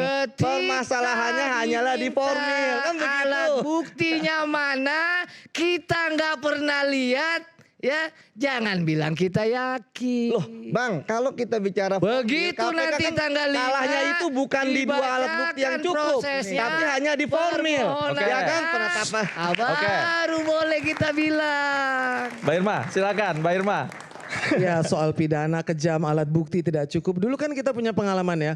Waktu kita dalam kasus Sambo juga alat bukti tidak ditemukan. Ada destruction of justice di situ. Tapi kemudian kan pengadilan jalan juga itu, Bang Martin masih ingat. Saya cuma mau gini aja, kembali tadi hal yang satu. Ini kan berdebat soal teknis. Ada Patra. Ada banget karena Anda juga pengacara Putri Chandrawati waktu itu dan begini, bahwa alat bukti itu ya itu nanti urusan teknis. Saya mau lebih ke saya mau ke lebih ke akar masalahnya. Tadi kan dipertanyakan Bang Patra pakai mikrofonnya pakai mikrofonnya Bang Patra. Dengerin dulu bahwa kan ditanya kenapa why, tapi kan sekarang pertanyaannya who is Harun Masiku? Jadi bukan soal kronologi, saya ingat dulu saya masih di Metro TV, saya wawancara Kwi Kian-gi. Beliau waktu itu Menteri Bappenas ya, yang menentang soal SKL, surat keterangan lunas, yang kemudian diberikan kepada divestasi. Salah satunya adalah BCA dan BDNI. Itu adalah hal yang sangat merugikan negara menurut Kwi Kian-gi. Karena kita memberikan uang kepada bank yang bangkrut, negara yang nanggung. Ada 60 triliun. Lalu kemudian ada lagi bank-bank lain. Pokoknya negara membayar 930 triliun. Sampai hari ini ya, negara masih bayar bunganya itu sekitar 50 triliun. Sementara kita ini kesusahan untuk pangan, untuk makan bergizi gratis, untuk hal-hal kesehatan, pertanian. Tapi negara harus membayar sampai hari ini. Dalam konteks ini? Dalam konteks ini. Kenapa itu menjadi penting? Karena kenapa dia harus menjadi anggota DPR? Kenapa sampai dibela begitu sangat-sangat oleh PDIP? Sampai harus mengajukan ada Undang-Undang nomor 7 tahun 2017 bahwa yang nomor 1 harus digantikan dengan yang di bawahnya. Diubah undang-undang itu pada saat itu. Nanti ditentukan oleh partai jadinya. Nah sampai ke MA dibelainnya. Jadi bukan sekedar dari nomor 1 ke nomor 5 ketika itu tidak sesuai dengan Undang-Undang nomor 7 tahun 2017 maka digugat ke MA. Sudah. Lalu kemudian terjadi keanehan. Pada saat OTT hilang ini kan dia calon anggota. Kenapa? Kenapa menghilang? Kalau memang sudah segitu diperjuangkannya. Karena ada hal di belakang itu yang tadi saya cerita. Kenapa ada seorang menteri saat itu yang namanya Kwi Kian-gi sangat menentang surat keterangan lunas. Apa hubungannya? Harun Masiku ini kan waktu itu dianggap sebagai yang dekat kepada Mahkamah Agung. Yang pada saat itu sedang mengadili seorang ketua BPPN yang namanya Syafruddin Tumenggung. Menjadi saksilah beliau. Kwi Kian-gi menjadi saksi. Dan pada saat itu dikatakan bahwa dia tidak mau negara dirugikan. Karena BLBI yang dibayar oleh negara itu merugikan negara dan merugikan rakyat. Lalu ada juga urusan dari Gajah Tunggal. Tapi tidak sampai itu ke MA selesai. Siapa yang menjadi orang yang menghubungkan kekerabatan, kedekatan dari Harun Masiku kepada ketua MA itulah yang membuat dia menjadi sangat istimewa. Siapa? Bukan hanya Harun Masiku. Jadi karena banyak sekali privilege yang diberikan kan kita nih rakyat nih harus tahu kenapa sih. Bukan soal yang di depan saja. Tapi ada apa di belakang itu. What is behind the scene. Berapa ratus triliun negara dirugikan gara-gara surat keterangan lunas. Sekarang bank-bank yang bangkrut itu mendapat ditombokin istilahnya, supaya gampang ya mahasiswa ya, ditalangin oleh negara yang sampai hari ini masih membayar bunganya. Jadi artinya ini bukan perkara yang di depan mata sekedar obstruction of justice, sekedar kenapa nomor 1 itu harus dijadikan dari nomor 5 dinaikkan ke nomor 1. Kan pertanyaannya supaya berpikir kritis juga. Kenapa? Siapa? Kalau orang lihat alah urusan Harun Masiku aja sih nggak ada pentingnya. Kenapa sih sampai berkelahi, sampai Patra M. Zen, sampai semua orang-orang dari yang hebat-hebat ini kemudian memperkarakan urusan-urusan teknis. Menurut saya ada hal di belakang itu bahwa ini bisa membuka menjadi gerbang kepada sesuatu yang lebih besar lagi. Silakan. Dan itu sudah dilakukan oleh dilakukan oleh begitu dibelanya. Begitu dibelanya si yang namanya Harun Masiku ini ya, sampai mencarinya saja tidak mungkin. Pada waktu itu Menteri Menkumhamnya namanya Bapak Yasona Lawli mengatakan bahwa sudah kembali tapi bisa lolos dari imigrasi. Jadi seolah-olah negara ini tidak bisa menemukan si Harun Masiku ini karena memang pada waktu itu privilege-nya banyak sekali dan luar biasa. Mungkin enggak? Kita kan punya polisi, kita punya KPK, kita punya imigrasi, kita punya BIN, kita punya begitu banyak. Imigrasinya jebol kan? Ya, silakan. Imigrasinya kan jebol. Imigrasi jebol. Jadi artinya ini nih ajaib nih yang namanya Harun Masiku ini sakti banget. Imigrasi jebol, hukum MA yang Undang-Undang 7 2007 diganti hanya Harun untuk Masiku membela dia. banget? Jadi Mas itu Guntur, loh silakan. siapa Harun Masiku Kalau itu. saya nggak percaya. Supaya orang tahu siapa Harun Masiku. Saya nggak percaya Harun Masiku itu sakti. Tetapi saya melihat bahwa tidak ada keseriusan untuk mencari Harun Masiku dan menjadikan kasus ini digoreng-goreng kepada Sekjen PDI Perjuangan, kepada PDI Perjuangan. Negara saja tidak mungkin kalah kepada Harun Masiku. Teroris atau pembunuhan berencana bisa diungkap oleh negara. Masa ini sudah 5 tahun Harun Masiku tidak ditemukan. Menurut saya tidak ada keseriusan oleh KPK untuk menemukan Harun Masiku yang menjadi tersangka utama dalam kasus ini. Itu menurut saya, itu pertama. Karena kalau kita mau kembali kepada kasus bahwa harus diungkap siapa pemberi suap dan siapa penerima suap. Penerima suap sudah divonis, sudah menjalani hukuman dan sudah bebas. Yang memberi suap adalah Harun Masiku.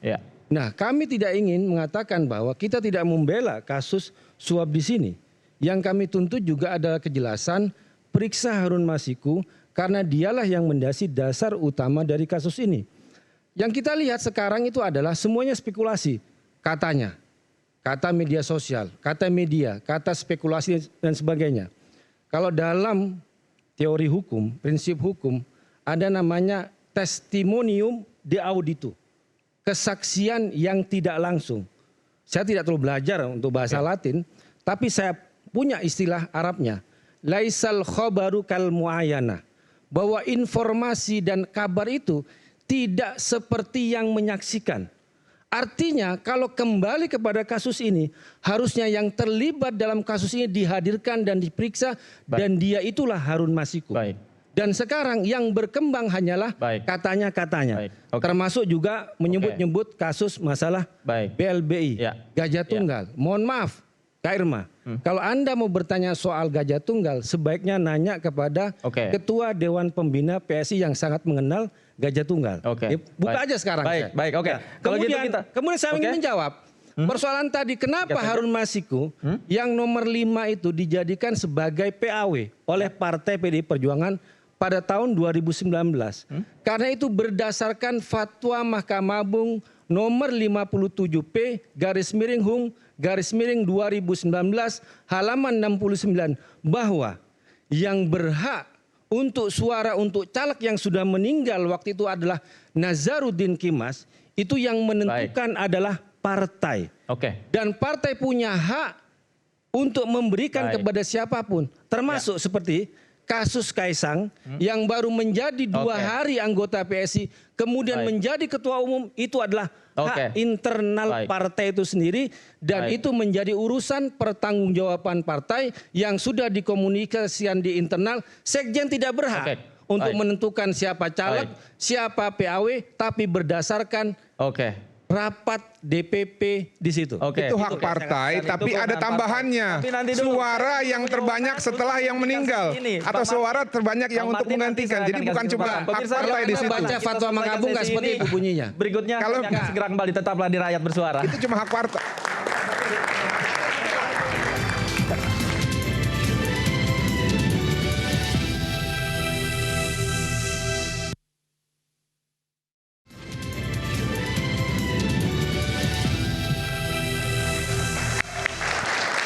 Akhirnya jadi kemana-mana kaitan kasus antara Mas Hasto, kemudian Harun Masiku jadi melebar kemana-mana. Ya inilah memang hukum itu berjalannya oleh kekuasaan atau politik gitu. Karena kalau tidak dijalankan oleh kekuasaan, pasal pencurian ya hanya pasal pencurian gitu. Nggak ada orang dipenjara karena mencuri gitu. Ya memang inilah kita akui memang politik dan hukum itu berkelindan. Ya enggak apa-apa, ini menjadi dinamika, menjadi gizi, menjadi vitamin, dan inilah proses kalau saya menyitir Tengku Maimun Tuan Mat itu Ketua Mahkamah Agung Perempuan di Malaysia hari ini tadi mengatakan bahwa perjalanan hukum itu menunjukkan kemajuan bangsa gitu, dan sarana masyarakat melihat pemerintahannya gitu. Jadi ini yang memang harus berproses itu gitu. Jadi saya senang-senang aja proses ini, dan saya sebenarnya kecewa juga dengan teman-teman PDIP terutama yang di DPR gitu, Pak Guntur Romli.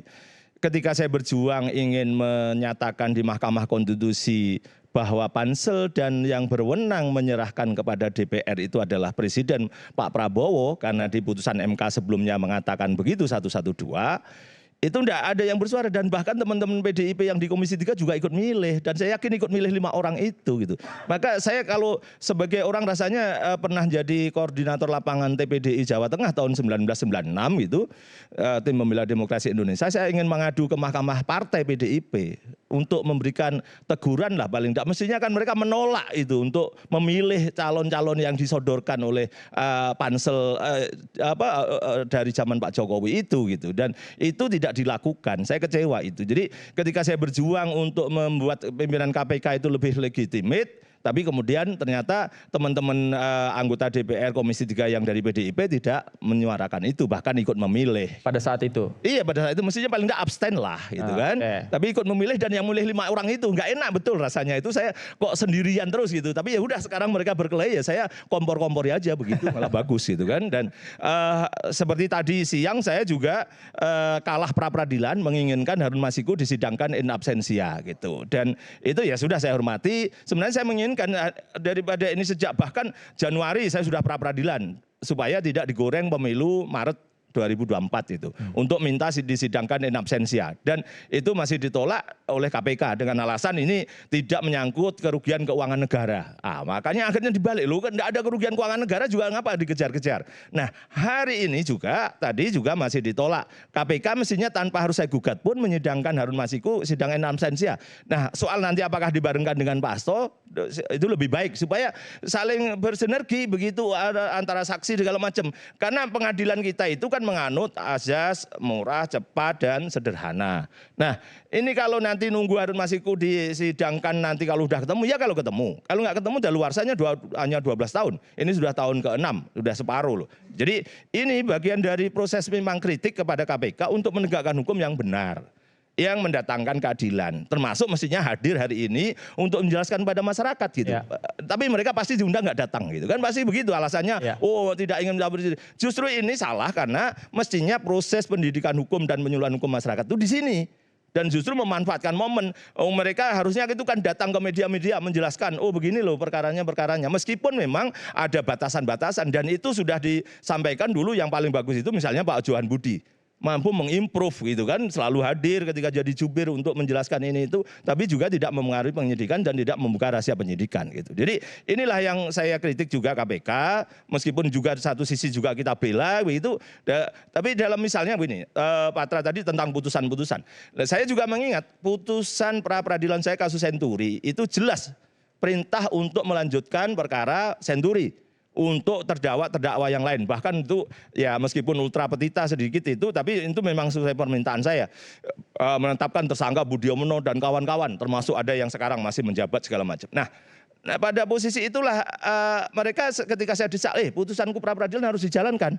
Loh kan tidak setiap putusan itu mengikat pada putusan yang lain. Nah tapi juga tadi Pak Trajen, putusan kemarin apakah mengikat pada putusan? Enggak juga, karena memang hukum kita tidak mengikat itu. Ada pengembangan perkara, ada juga pada posisi yang nanti istilahnya bukan jurisprudensi yang fix kita itu, tidak mengikat untuk perkara-perkara lain. Memang begitu. Jadi ya beberapa persoalan bahwa KPK memang banyak kekurangan, ya kita cintai, kita kawal. Dan ini pun saya juga mengharapkan segera dibawa ke pengadilan aja.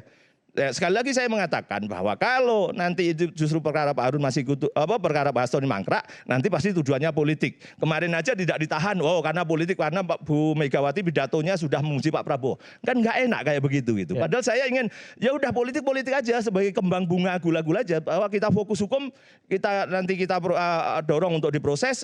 Kalau nanti pra peradilan dikabulkan, ya sudah. Berarti alat buktinya tidak cukup. Kan gitu kan? Itu saya senang-senang aja pada posisi itu, nanti kita tunggu proses pra peradilan itu. Tapi kan sebenarnya saling berhubungan antara hukum dan politik. Justru itu, makanya saya tetap menghalalkan itu. Gitu. Nah, misalnya dalam pengertian ini, tadi yang katanya 9 KPK kalah, 10 dong, tambah saya pernah menang kan gitu kan. Nah dari sisi tersangka memang 9. Dan 2 terakhir misalnya dalam kasus Pak Edi Harriet, itu memang hanya pernyataan soal 1 aja. Tidak diperiksa sebagai saksi sebelum penetapan tersangka.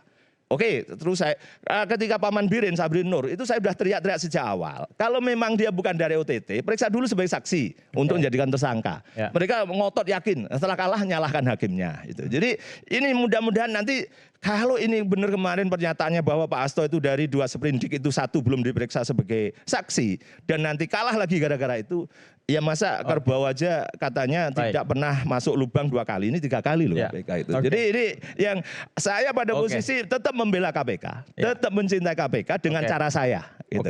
Nah pimpinan KPK banyak yang mabuk gitu. Misalnya saya dulu urusan helikopter aja saya bongkar pertama kali, saya mengatakan saya mencintai KPK dengan cara saya supaya tidak istilahnya merasa terbang di langit. Saya bawa ke bumi lagi gitu. Nah itulah yang proses-proses ini, bahkan sebenarnya saya ingin maju ke Mahkamah Konstitusi untuk kekebalan pimpinan KPK. Sama dengan jaksa itu kebal, tidak bisa diperiksa tanpa izin tertulis dari Jaksa Agung. DPR juga gitu, ada kekebalan. Di Mahkamah Hakim pun juga ada begitu. Dan saya ingin datang ke Mahkamah Konstitusi meminta kekebalan terhadap KPK supaya juga tidak bisa diperiksa ketika menjalankan proses sidangnya, proses menjalankan tugasnya. Kalau ada perkara lama ya nanti tunggu setelah selesai gitu. Masih. Baik, ada imunitas di sana. Ya, Bang Bonyamin, karena menyebut pidato Ibu Megawati Soekarno Putri, saya harus memberikan klarifikasi bahwa tidak ditahannya Mas Hasto Kristianto itu tidak berhubungan sama sekali dengan pidato Ibu Megawati, karena dalam pidato Ibu Megawati itu jelas bahwa terima kasih itu atas tindak lanjut yang dilakukan oleh Presiden Prabowo terkait pencabutan MPRS nomor 33 tahun 1967. Dan kalau kita bicara kepada kasus Mas Hasto enggak nyambung. Kalau kita baca data ada 40 orang lebih yang sudah menjadi tersangka KPK dan itu tidak ditahan. Pertanyaannya, kenapa harus menahan Mas Hasto? Dia tidak akan melarikan diri, dia tidak akan mengulangi perbuatannya, dia tidak akan menghilangkan barang bukti karena kejadiannya sudah 5 tahun yang lalu. Kenapa mau menahan? Ya kan? Kemudian dihubungkan dengan pidato Ibu Mega, itu jelas tidak nyambung. Lagi-lagi ini soal spekulasi. Kenapa? Karena KPK nggak hadir hari ini untuk mempertanggungjawabkan penetapan tersangka kepada Mas Hasto Kristianto. Ini bukan main-main loh status tersangka. Ini kepada Sekjen PDI Perjuangan, pemenang pemilu yang dipilih oleh 25.300.000 lebih Indonesia. Main-main KPK sekarang ini. Kalau Sekjen pemenang pemilu bisa dibegitukan, bagaimana dengan sekjen-sekjen partai yang lain? Ketika kita serius dengan pra peradilan, mereka nggak datang. Alasannya menurut Mas Bonyamin klise. Dan kita sayangkan kenapa KPK tidak pernah datang pada sidang pertama. Padahal mereka begitu yakin mentersangkakan seseorang. Katanya punya bukti. Di mana bukti situ? Sekarang kan mau kita uji. Jangan main-main loh. Mas Hasto ini ditersangkan 1 hari sebelum Natal. Harusnya dia misa malam Natal, nggak misa. Harusnya Natalan tenang bersama keluarga, dia dikadut tersangka. Jadi ini nggak main-main. Ini terkait dengan partai pemenang pemilu yang dipilih oleh puluhan juta orang Indonesia. Dan jangan bermain-main dengan kasus hukum hanya untuk persoalan-persoalan yang di situ kami yakin masalah politik di situ. Makanya kita tagih kerusuhan KPK, apa benar mereka memiliki bukti-bukti yang sedemikian rupa. Mereka klaim kemudian menetapkan Mas Hasto sebagai tersangka. Kemudian ketika kita tagih dalam pra-peradilan, mereka tidak datang. Dengan tidak ada alasan, hanya ngirim surat, ngirim utusan pun tidak mereka lakukan. Yang bagi kami itu terkesan sangat tidak menghormati. Bukan begini Pak Guntur Romli, tadi maksud saya kan ini kemudian ada yang menganalisa begitu gitu. Jadi bukan analisa saya. Ya kalau analisa menurut Anda salah jangan dikutip Mas Bonyamin itu. Justru ini menjadi tidak enak ada yang menganalisa begitu. Kan gitu. Jadinya gara-gara tidak ditahan itu karena pidatonya. Terus ada yang menganalisa juga. Oh loh terima kasih kok kepada Pak Prabowo. Kalau itu terima kasihnya kepada presiden sebelumnya. Saya tidak ingin nyebut lagi. Jadi Anda keliru. TAP MPR itu dicabut oleh MPR bukan oleh presiden. Makanya keliru itu lagi. apa hubungannya dengan Pak Prabowo? Kan aja juga yang analisa begitu. Menindaklanjuti gitu sebagai pemerintah eksekutif untuk pelurusan sejarah dan pengembalian hak-hak itu adalah pemerintah eksekutif. Ini kan bukan bagian MPR. dari proses politik yang mengikuti gitu loh. Jadi proses inilah yang bahasa saya proses KPK ini gitu loh, sekali lagi tetap kita dukung KPK menegakkan hukum yang benar. Itu maka kita kritisi dengan dalam bentuk apapun. Kalau dari saya korban, tetap akan konsisten.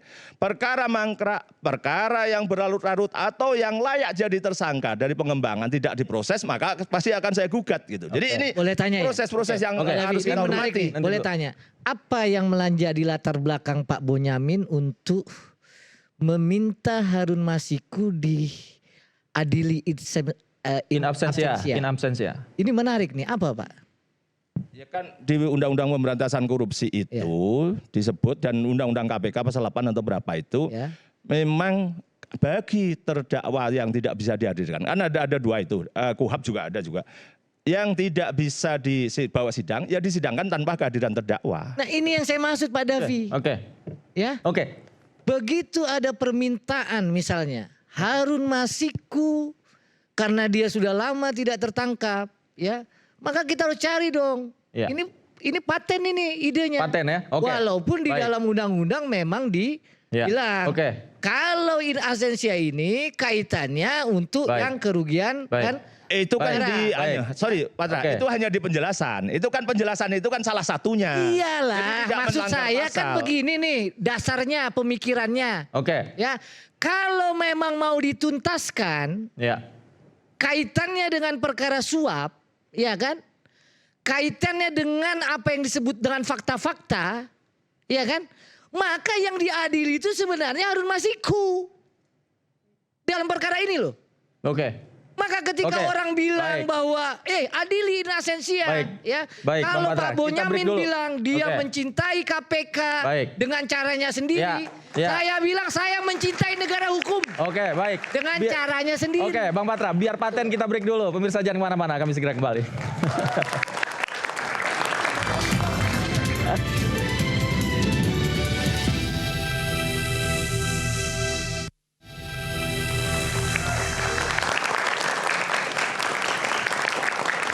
Pemirsa, akhirnya kita tiba di penghujung Rakyat Bersuara. Sebelum saya mulai ke narasumber yang lain, saya ke Bang Martin tadi dengan gagasan Bang Boy menghadirkan Harun Masiku secara in absentia dalam persidangan. Tanggapan Anda?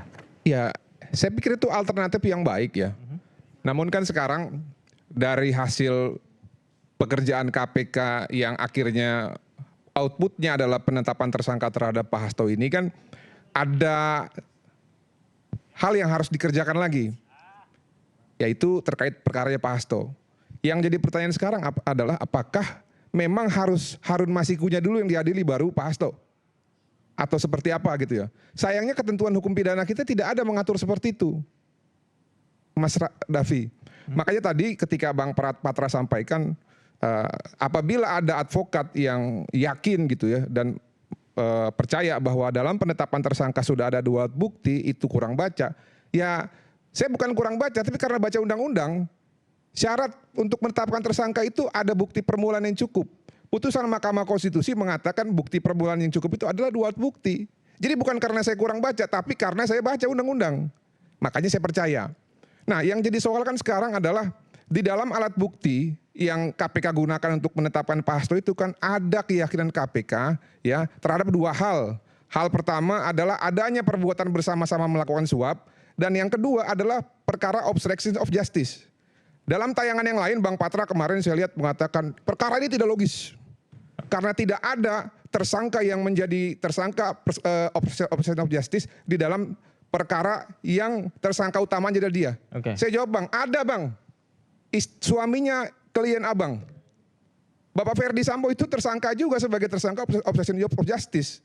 Jadi itu satu ketidaklogisan yang menurut Bang Patra hari ini saya bantah. Sehingga saya harus sampaikan nih Bang.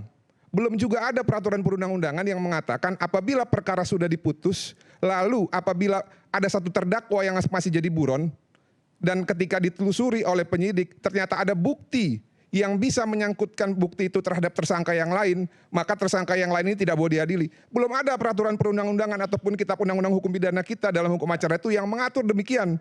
Sehingga dalam hukum itu kalau tidak ada ketentuan yang mengatur, ya dibolehkan. Mau tafsir apa segala macam itu nanti di meja persidangan. Tapi tetap Bang sama. Saya advokat, semangatnya sama. Kita membela orang, ya kita menghargai dia punya hak asasi manusia. Oleh karena itu ada lembaga pra-peradilan. Sudah benar, uji di sini karena memang jangan sampai juga nanti ternyata keyakinan saya juga salah gitu terhadap KPK. Ternyata yang benar nanti alat buktinya nggak ada itu perkara yang bisa terkait bukti yang bisa menyangkut Pak Hasto terkait suap dan obstruction of justice. Nah kalau nggak ada kan berarti kan KPK ini hutang permintaan maaf sama Pak Hasto dan harus dikembalikan harkat martabatnya. Nah tapi dalam posisi saat ini saya sebagai warga negara ya dan sebagai praktisi hukum tetap menghargai yang namanya undang-undang dan juga KPK. Demikian terima kasih. Baik. Nah, Bang Emrus, silakan. Baik, ada wacana kita in absentia ya diadili. Saya tidak setuju. Karena pusat persoalan itu adalah Harun Masiku.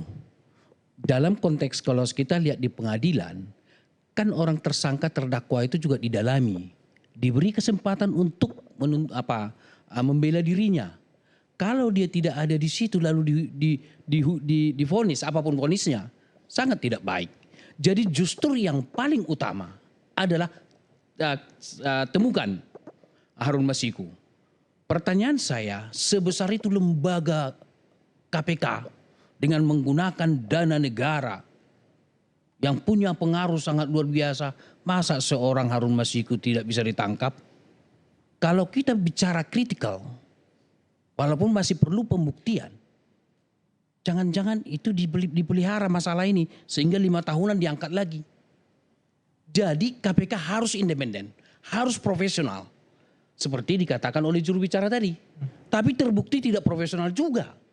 Karena orang sudah meninggal dipanggil. Itu pelanggaran hak ajasi. Terus terang, ketika dipanggil orang yang sudah meninggal, yang menjadi beban psikologis, beban di tengah masyarakat, hukuman sosial adalah keluarganya. Pertimbangkan itu. Gitu loh. Masa misalnya saudara saya yang sudah meninggal misalnya dipanggil. Beban nggak bagi kita? Ini harus dipertimbangkan. Tidak boleh kita berpikir mekanistis. Yang terakhir saya mau katakan bahwa perlu menurut saya sistem rekrutmen komisi KPK kita evaluasi. Kenapa? Karena sepanjang itu diputuskan melalui proses politik. Panselnya diputuskan oleh presiden melalui dia jabatan politik. Sepanjang itu tidak bisa dilepas pengaruhnya, buktinya. Saya mau buktikan bahwa eksekutif mempengaruhi KPK. Bukankah Jokowi pernah memarahi ketua KPK? Itu bukti intervensi. Itu yang baru diungkap. Yang tidak terungkap bagaimana? Jadi oleh karena itu perlu dievaluasi supaya tidak dibawa eksekutif atau prosesnya tidak melalui keputusan politik yang saya tawarkan. Belum tentu yang terbaik. Kenapa bukan perwakilan organisasi keagamaan mewakili dikirim mereka putra-putri terbaiknya masuk di KPK. Jadi lepas daripada kekuatan politik. Demikian. Oke, baik. Bang Yudi, silakan komentar. Ya, karena penutup ya bagi saya hukum harus ditegakkan walaupun langit runtuh ya. Bahwa semua nanti teka-teki ini akan terjawab di sidang pra-peradilan karena memang KPK tentu tidak akan membuka ya penyidikan yang mereka lakukan, apa saja yang mereka temukan dan alat bukti apa berbicara seperti apa. Jadi kita lihat dan saya masih yakin, sekali lagi masih yakin bahwa apa yang dilakukan oleh KPK sudah sesuai dengan prosedur hukum dan ini adalah penegakan hukum. Begitu Mas. Oke, Mas Yudi masih yakin. Bung Patra silakan. Kalau Pak Guntur tadi, oke, Bang Boy dulu silakan. Keluar dalil, saya juga bisa menyatakan Laisa Kamis Harun Masiku Sayun itu. Sebenarnya ini dalil, saya tidak Laisa Kamis Liki Sayun, tapi itu artinya tidak ada makhluk yang menyerupai Harun Masiku di Indonesia ini. Bahkan keberadaannya pun ada hadiah 8 miliar dan dari saya adalah iPhone seri terbaru. Jadi saya menghimbau Harun Masiku untuk memunculkan diri, mendatang diri dan saya bersedia jadi lawyer Anda. Meskipun memang saya sebenarnya menolak kasus korupsi apapun untuk jadi lawyernya, tapi khusus untuk ini saya bersedia jadi lawyernya. Oke, bersedia untuk ya? menghadapi persidangan, paling-paling kena maksimal 2 tahun, saya usahakan 1 tahun dan kemudian menikmati 8 miliar dan iPhone seri terbarunya. Makasih. Baik, Bang Patra, silakan. Terima kasih Pak Davi. Jadi sekarang kita sudah dalam proses pengajuan permohonan pra-peradilan. Ya. Di dalam permohonan itu salah satunya dalil yang diajukan oleh Pak Hasto melalui kuasa hukumnya adalah penetapan tersangka terhadap Pak Hasto tidak didasari dengan adanya alat bukti permulaan yang cukup. Tidak didasari 2 alat bukti. Nah, mengapa itu mau kita sampaikan? Kalau isinya hanya keterangan-keterangan yang dianggap bukti baru, maka di dalam hukum acara itu keterangan-keterangan itu tidak memiliki nilai pembuktian kalau dia tidak dipersandingkan dengan alat bukti yang lain. Dan ini perkara suap.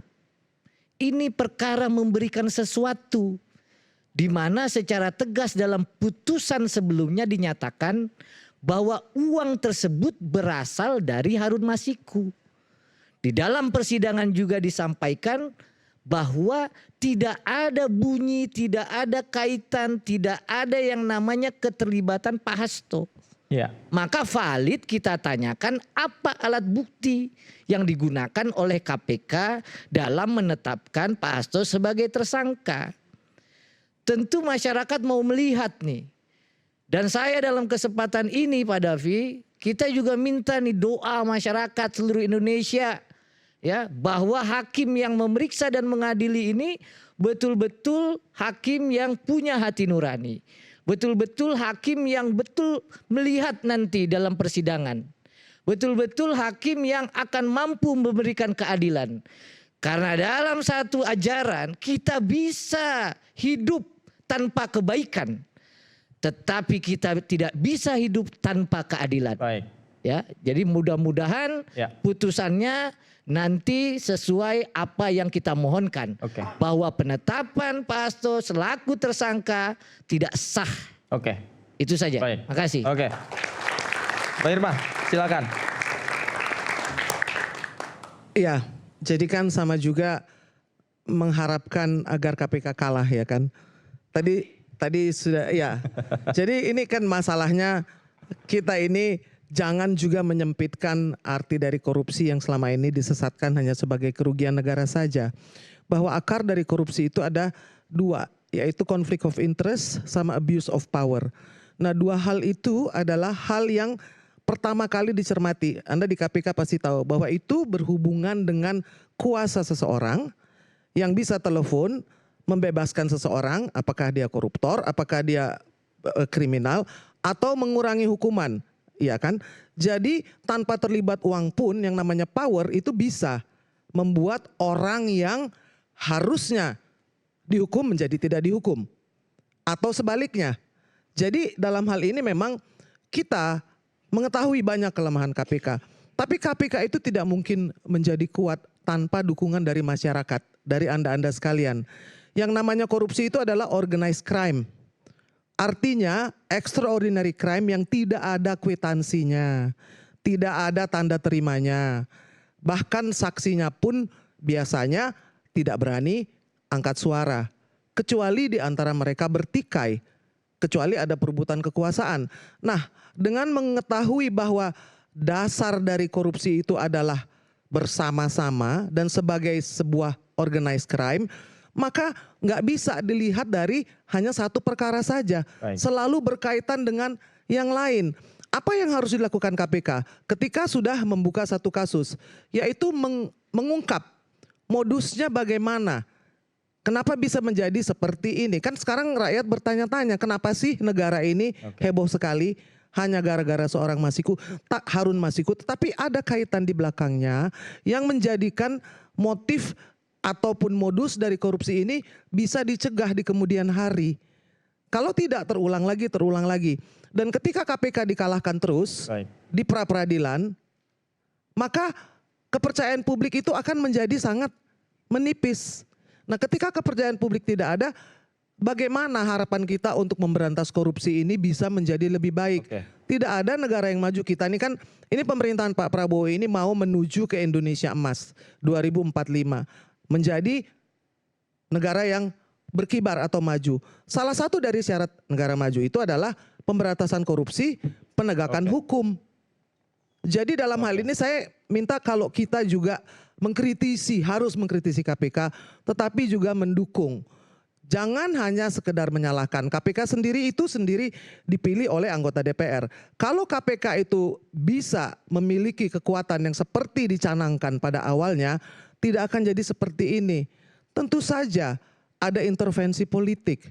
Tentu saja ada yang bisa angkat telepon dan memberikan perintah bahkan kepada KPK sekalipun. Bagaimana supaya hal itu tidak terjadi? Kenapa? Agar uang rakyat, agar juga demokrasi tidak terluka, agar kita tidak semakin terbebani. Kenapa?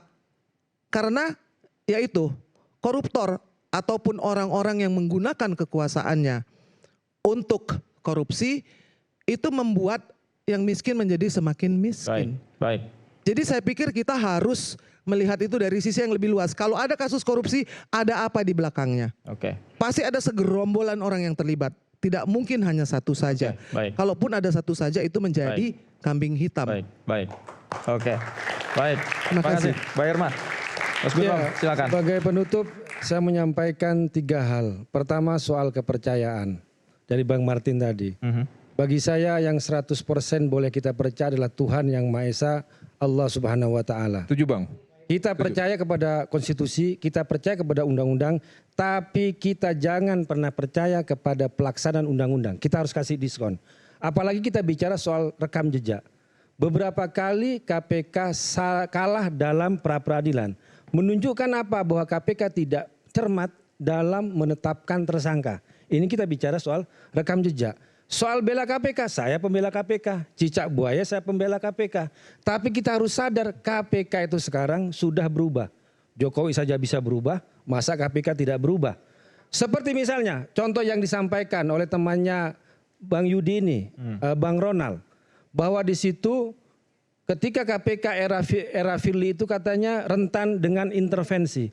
Pertanyaan saya, memang KPK era Pak Setio ini tidak rentan intervensi?